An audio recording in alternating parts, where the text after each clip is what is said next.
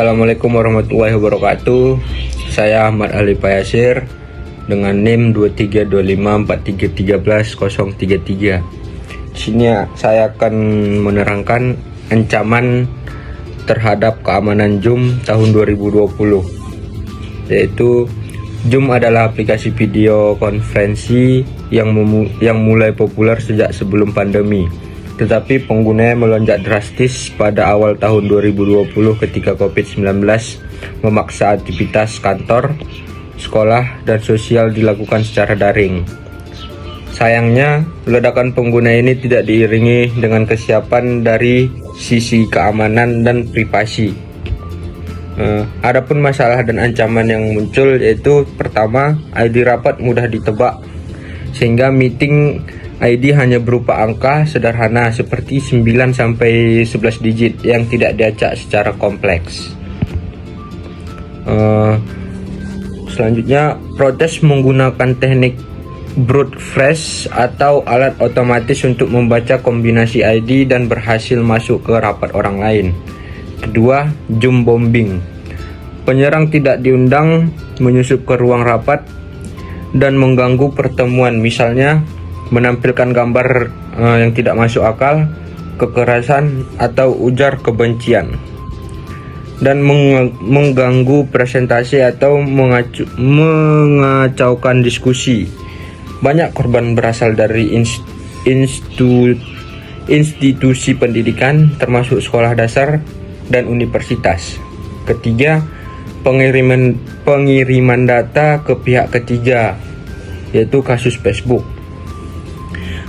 Versi aplikasi Zoom di iOS atau Apple mengirimkan informasi pengguna seperti jenis perangkat dan zona waktu ke Facebook, meskipun pengguna tidak login dengan Facebook. Ini memicu kekhawatiran soal privasi tanpa persetujuan. Zoom akhirnya menghapus kode yang mengirimkan data tersebut.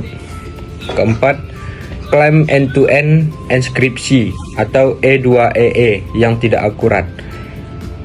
Zoom menyatakan bahwa mereka menggunakan E2EE, padahal kenyataannya data video dan audio dienkripsi antara pengguna dan server Zoom, bukan langsung antar pengguna, yang artinya Zoom masih bisa mengakses isi rapat. Hal ini memicu kritik dan pakar keamanan cyber dan organisasi pelindungan privasi. Kelima, celakanya keamanan default.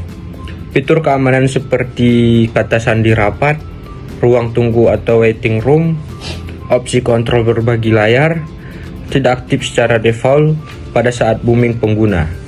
Akibatnya, banyak pengguna tidak sadar bahwa rapat mereka terbuka untuk umum. Keenam, masalah kebijakan privasi.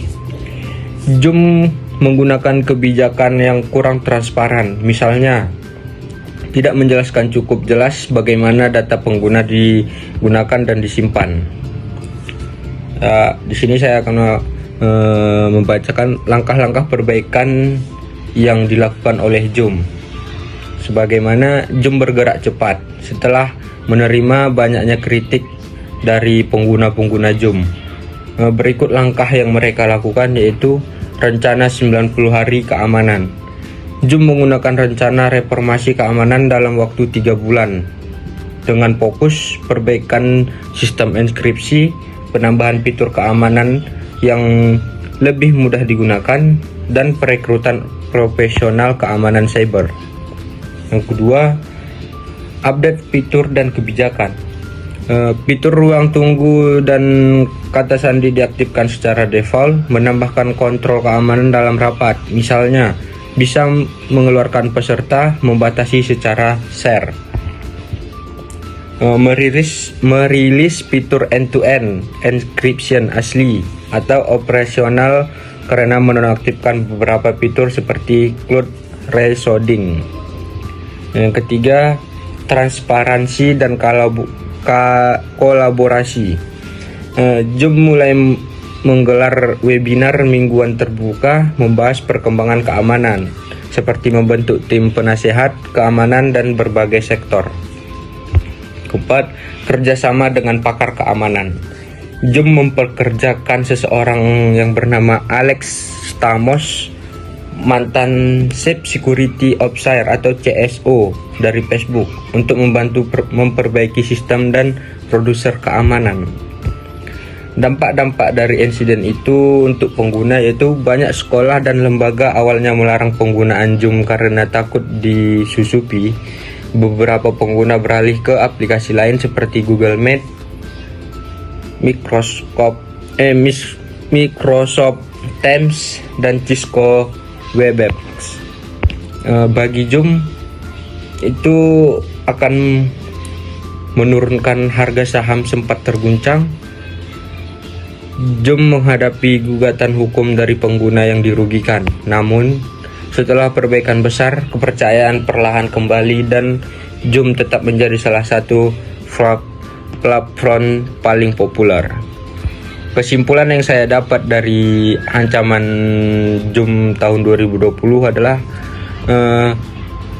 Zoom 2020 nyatanya bahwa pertumbuhan tanpa kesiapan keamanan bisa sangat berisiko. Namun, Zoom juga menjadi contoh baik dalam krisis manajemen. Mereka terbuka, cepat merespon, dan melakukan reformasi dengan signifikan. Dari kasus ini, banyak organisasi belajar pentingnya keamanan sejak awal dan mendapatkan privasi pengguna seperti pengguna sebagai prioritas utama. Sekian dari saya, terima kasih.